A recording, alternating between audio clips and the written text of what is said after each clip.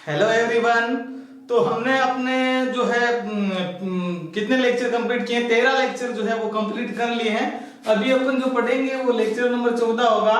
और पिछले लेक्चर में हमने क्या पढ़ा था वो आपको पता है। पिछले लेक्चर में हमने अपवर्तनांक के बारे में और इस बारे में पढ़ा था कि भाई तारे जो है वो क्यों टिमटिमाते हैं और तारे जो है वो छपछपाने की वजह क्या है। दूसरी चीज ये पढ़ी थी कि भाई सूर्य अस्त हो जाता है उसके बाद भी अपने को सूर्य वो है दिखाई क्यों देता है। सूर्य सुबह सुबह उगता ही नहीं है, सूर्योदय होता ही नहीं है, उससे पहले अपने को क्यों दिखाई दे जाता है।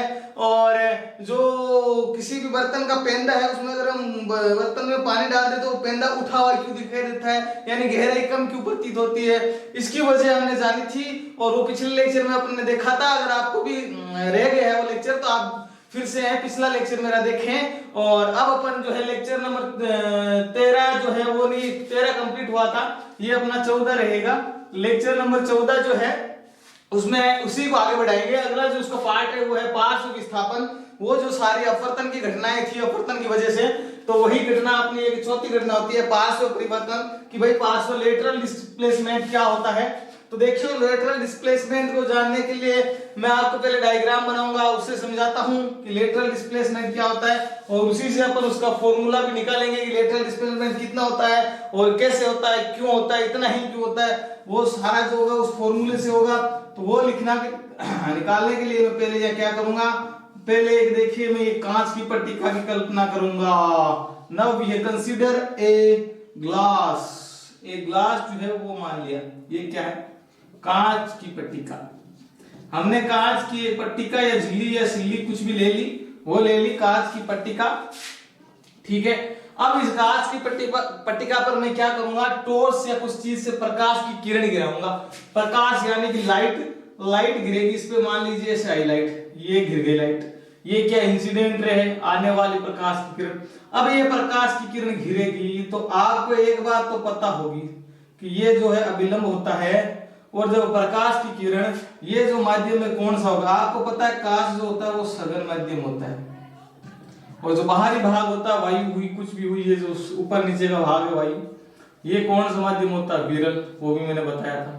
अब अपवर्तन की घटना कब होती है, जब प्रकाश की किरण या तो सघन से विरल में जाती है या विरल से सघन में। यहाँ पे देखिए विरल से सघन में जा रही है, तो जब प्रकाश की किरण विरल से सघन में जाती है तो अभिलंब की ओर मुड़ती है या दूर मुड़ती है, वो विचलित तो जरूर होगी लेकिन पास में आएगी या दूर, ये भी मैंने आपको पीछे बताया था। जब विरल से सघन में आती है तो उसका क्या होता है, वेग कम होता है। वेग कम होने की वजह से ये अभिलंब की ओर झुकती है, यानी इसको जाना किधर था, इसको तो ऐसे जाना था, जाना तो इसको ऐसे था, सीधा सीधा सीधा सीधा सीधा सीधा, ये मतलब इस तरफ जाना चाहती थी। लेकिन विरल से सघन में आने के कारण इसमें अपवर्तन हुआ और अपवर्तन होने की वजह से ये कहां हुआ, ये इधर आ गई, यानी कि अभिलंब की ओर मुड़ गई।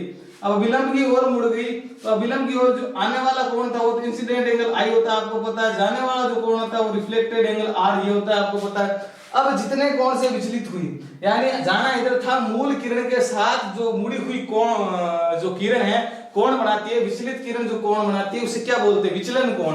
तो विचलन कोण जो कौन सा होगा, ये होगा, इसे क्या बोलते हैं, विचलन कोण, ये है डेल्टा।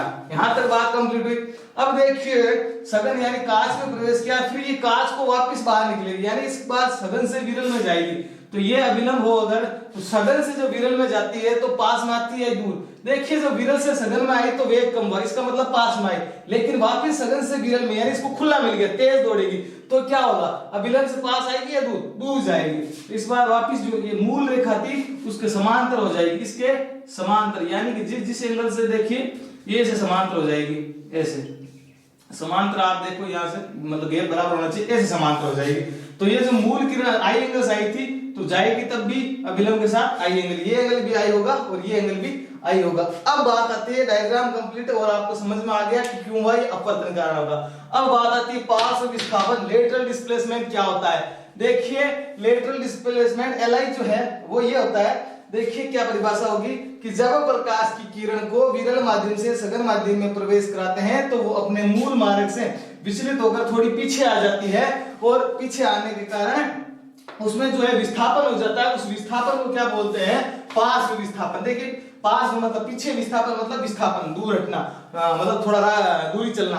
तो ये जो पार्श्व विस्थापन होगा, विद्युन्मासी से सघनमासी के कारण प्रकाश की किरण जो है पीछे की ओर विस्थापित हो जाती है, इसको बोलते हैं पार्श्व विस्थापन। चित्र में कहा, चित्र में यहाँ देखिए, ये पहले यहाँ आई थी लेकिन ये चल के यहाँ आ गई, ये जो इतना दूरी चली इसको बोलते हैं डी। डी मतलब डिस्प्लेसमेंट, पार्श्व विस्थापन। इसको मैं यहाँ भी अगर एक लंब डाल दूं अपने को अभी चाहिएगा, क्योंकि अपन फॉर्मूला ड्राइव करेंगे, तो फॉर्मूला ड्राइव करने के लिए बिंदु, जैसे कि ये कोई एस टी रेखा आई, फिर यहां से जो ये बनी एस डैश टी रेखा, एस डैश टी डैश, ये रेखा चली गई। आपको ये भी पता होगा कि एस टी समानुपाती, वो क्या बोलते हैं इसको, समांतर है एस टी डैश के। क्यों है? क्योंकि जितने एंगल से ये आई है उतनी एंगल से ये गई है। ठीक है, अब अपन जो है फॉर्मूला निकालेंगे, यानी कि एक मंजिल तय करेंगे कि अपन का इसका फॉर्मूला क्या है। तो पहले आपको मंजिल बताता हूं मैं। फॉर्मूला क्या होता है, वो होता है d बराबर साइन, d मतलब कि लेटरल डिस्प्लेसमेंट बराबर sine i minus r, i ये एंगल, r ये एंगल, अपॉन कोस r, ये जो है फॉर्मूला होता है। लेकिन यहाँ गुणा में एक t होता है, ये याद रखना। t जो है वो भूल जाते हैं हम, ये t जो है वो दिमाग से निकल जाता है, ये गुणा में इसके t होता है। t क्या चीज है? t है इसकी मोटाई। किसकी? ये जो अपन ने कांच की पट्टिका ली है, यहां से लगाकर यहां तक की जो दूरी है अपनी, ये क्या है? ये t है। t है कांच की पट्टिका की मोटाई। यानी कि अगर मैं यहाँ t लिख दूं, t बराबर क्या है? कांच की पट्टिका की मोटाई। पता चल गया t क्या है? एंगल आई आप जानते हो, इसने आर जानते हो, साइन कोस आप जानते हो। अब ये लाना मेरे को, d क्या है? d जो है वो लेटरल डिस्प्लेसमेंट, ये d। ठीक है, इस फॉर्मूले को ड्राइव करना है। इस फॉर्मूले को ड्राइव करना है तो अपन को डायग्राम का यूज करना पड़ेगा, और डायग्राम का यूज करना, देखिए अपने को कोस आर चाहिए, ये आर चाहिए, कोस आर चाहिए। यानी कि मैं इस त्रिभुज में यहाँ पे मैंने क्यू बिंदु को ले लूं, तो टी क्यू एस डैश में अगर कोस आर का फॉर्मूला लगा दूं तो कोस आर मिल जाएगा कि नहीं मिल जाएगा? मिल जाएगा ना। तो देखिए ये फॉर्मूला त्रिभुज ले लो जिसमें आर है, टी क्यू एस डैश, दो त्रिभुज लेने इसमें फॉर्मूला ड्राइव करने के लिए। यानी कि शुरुआत ध्यान में रखना है, दो त्रिभुज ले लें, लेकिन कौन से? वही जिसमें कोस आर आ रहा हो, जिसमें आई माइनस आ रहा हो। आई माइनस आर इसमें आएगा, वो आगे की बात है। पहले हम जिसमें कोस आर आ रहा है वो ले लेता हूं, कोस आर इसमें आ रहा है। त्रिभुज टी क्यू एस डैश में, टी और क्यू और एस डैश में, त्रिभुज टी क्यू एस डैश में क्या है? कोस आर बराबर कोस आर बराबर क्या बनेगा? कोस आर मतलब कि आधार बटा कर्ण। आधार क्या होता है? आधार देखिए ये होता है, इस त्रिभुज में आधार है, क्योंकि 90 डिग्री सामने का जो होता है वो ये कर्ण होता है, तो ये आधार हो गया टी क्यू, ये आधार हो गया। कर्ण क्या है? कर्ण इस 90 डिग्री के सामने का जो होता है वो T S dash upon T S dash. ये समीकरण नंबर 1 दे दूंगा मैं। अब अपने क्या चाहिए? साइन आई माइनस आर देखिए यहाँ बढ़ेगा, ये आर रहा, ये पूरा आई है, तो यहाँ जो बचेगा वो आई माइनस आर होगा। तो इस वजह से मैं इसको लूंगा त्रिभुज, कौन से को? टी एस डैश, और यहाँ पे मैं एक नाम दे दूं अपना, इस बार आर दे देता हूं, R, T S dash R. त्रिभुज दूसरा 9। अब क्या करेंगे? त्रिभुज कौन सा लूं मैं? टी एस डैश और आर। त्रिभुज टी एस डैश आर में क्या लगाऊंगा? इस बार मैं लगाऊंगा साइन आर, यानी कि यहां मैं लिख दूंगा साइन डेल्टा बराबर, आपको पता है साइन क्या होता है? साइन होता है लंब बट्टा कर्ण। लंब क्या होता है? लंब जो होता है वो होता है इस कोण के सामने की भुजा, ये एस डैश आर हो गया लंब। कर्ण क्या? कर्ण वही 90 डिग्री के सामने की भुजा, ये टी एस डैश, ये हो गया समीकरण नंबर 2। अब देखिए अपने को क्या चाहिए? Sine I minus R upon cos R, यानी कि साइन वाले में कोस का भाग दे दूं, यानी समीकरण 2 में a का भाग दे दूं, समीकरण 2 में भाग दूं समीकरण 1 से, ये कर दूं। यहां तब क्या हो जाएगा? यहां हो जाएगा sine delta upon cos R is equal to, यहां पे देखिए ये समीकरण 2 में क्या दे रखा है? S dash R upon T S dash, इसमें भाग किसका देना है? इसका, यानी कि T Q upon T S dash का। इसको मैं थोड़ा सोल्व करूंगा, आगे बढ़ूंगा, तो ये S dash upon are T S dash अपना है जैसे जैसे पड़ा, ये जब भाग में ऊपर जाएगा तो आपको पता उल्टा हो जाएगा, गुणा में हो जाएगा, यानी यहाँ पे टी एस डैश जोड़ भाग तो आपको आता ही है अपॉन टी क्यू। अब देखिए इससे ये कट गया, ये सेम राशि है, सेम राशि है तो कट गया। अब बचा क्या, अब बचा ये देखिए यहाँ पे एस डैश आर बचा, एस डैश आर बचा एक तो, और एक क्या बचा, पी क्यू बचा। यानी कि आपका जो है sine delta upon cos R बराबर क्या बचा, S dash R upon T Q. आप धीरे धीरे स्टेप से ध्यान दीजिएगा मैं कैसे चल रहा हूँ वैसे ही। अब एस डैश आर और टी क्यू क्या है, देखिए एस डैश और एस डैश ये बड़ा, आर ये बड़ा। एस डैश आर क्या है, ये दूरी, लेटरल डिस्प्लेसमेंट है या नहीं है, डी है, डी है ना। तो यहाँ पे मैं एस डैश आर की क्या लिख सकता हूँ, ये D upon T Q. T Q क्या डायग्राम में देखिए आप, ये कहाँ है, ये टी, ये क्यू, टी क्यू क्या, ये टी मोटाई है कि नहीं है, टी क्यू टी मोटाई। इसके लिए मैं क्या लिख सकता हूँ, टी लिख सकता हूँ, इसको मैं दे देता हूँ समीकरण नंबर 2। अब चित्र में आप ध्यान दीजिए, ये जो है फॉर्मूले में ये जो डेल्टा नहीं है, इस डेल्टा की जगह क्या लिख सकता हूँ, आप चित्र में ध्यान दीजिए, चित्र में ध्यान दीजिए, डेल्टा क्या है, डेल्टा देखिए क्या है, ये पूरा कोण आई है, देखिए ध्यान दीजिए आप, ये पूरा कोण आई है, मतलब कि इसके सामने का जो सारा कोण होगा वो आई होगा कि नहीं होगा, यानी कि इतना बड़ा ये कोण आई होगा कि नहीं होगा, ये भी आई होगा।